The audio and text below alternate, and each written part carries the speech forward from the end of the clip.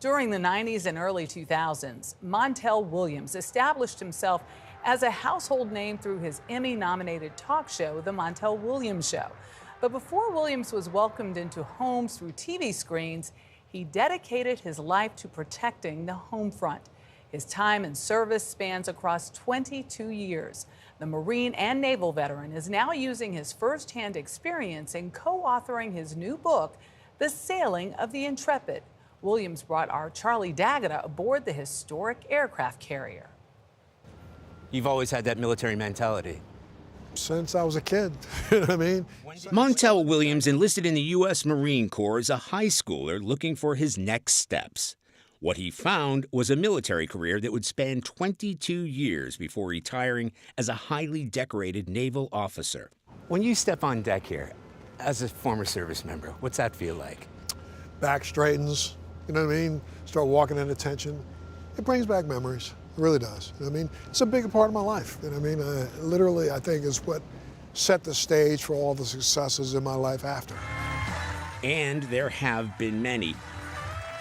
Most notably as a talk show host from the 90s and as an author. His most recent book, The Sailing of the Intrepid, co-authored with David Fisher.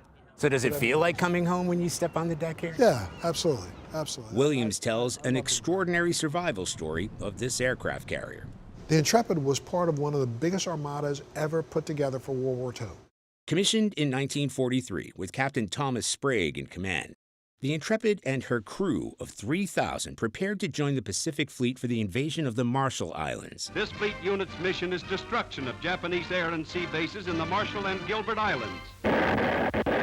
During the ship's first combat voyage, the USS Intrepid was struck by a Japanese torpedo 15 feet below her waterline, flooding several compartments and jamming the rudder. The torpedo hit with enough force that it lifted this ship up out of the water a little bit. Not the entire ship, but the stern of the ship came up out of the water, slammed back down. And when it slammed back down, half the people who were standing or laying in racks ended up on the deck. There were more injuries, broken bones, scrapes, cuts, and those kinds of things, and then water coming in. One of the most advanced carriers of its time was stuck at sea with the closest port nearly 3,000 miles away. After that torpedo strike, they tried slaloming it.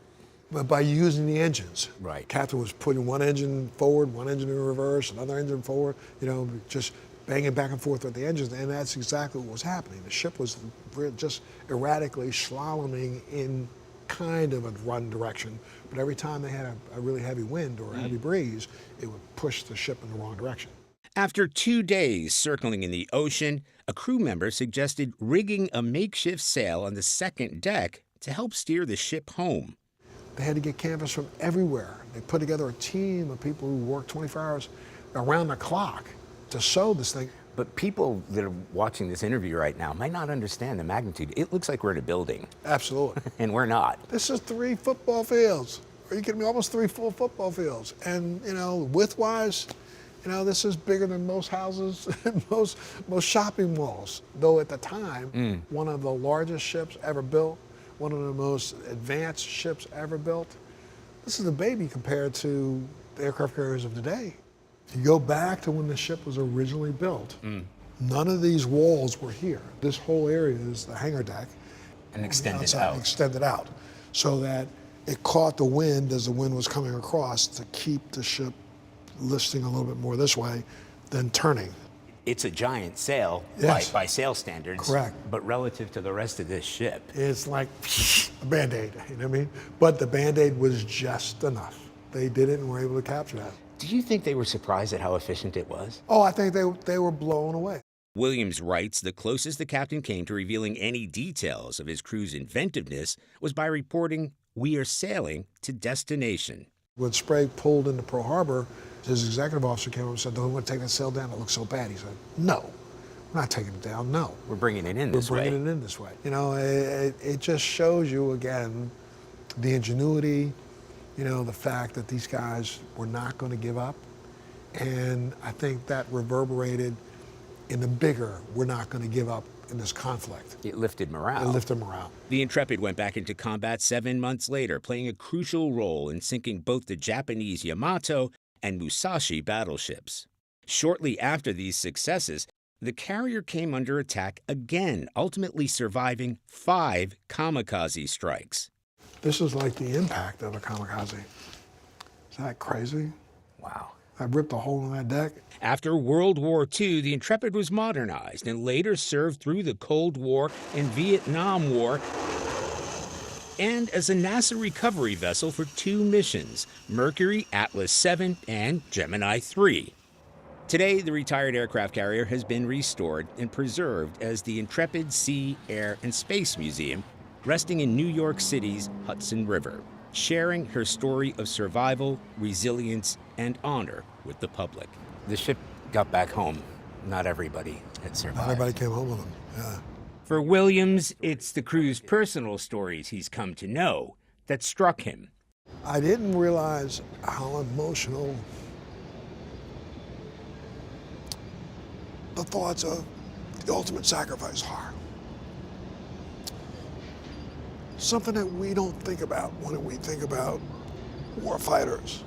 We don't think about in the dialogue that we hear today. There are people who are committing right this second to give their life for us. Did it surprise you when it struck you so deeply? Yeah, it hits me viscerally.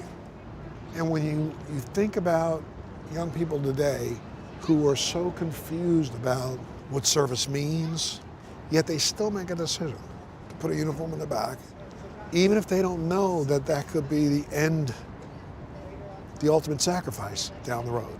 They still do it. And do we respect them enough for what they do for us? I don't think so. For CBS Saturday Morning, Charlie D'Agata, New York. Reflects back to the earlier piece that we had about our veterans, and do we appreciate that these men and women are willing to risk their lives to fight for our freedoms and for democracy? Yeah, the story though, I mean, how often have you passed by? We drive right by it to get to work. But singling out its maiden voyage in that way just gives such appreciation to the overall life of this incredible structure. Yeah. I'm so proud. And it memorializes our vets so well.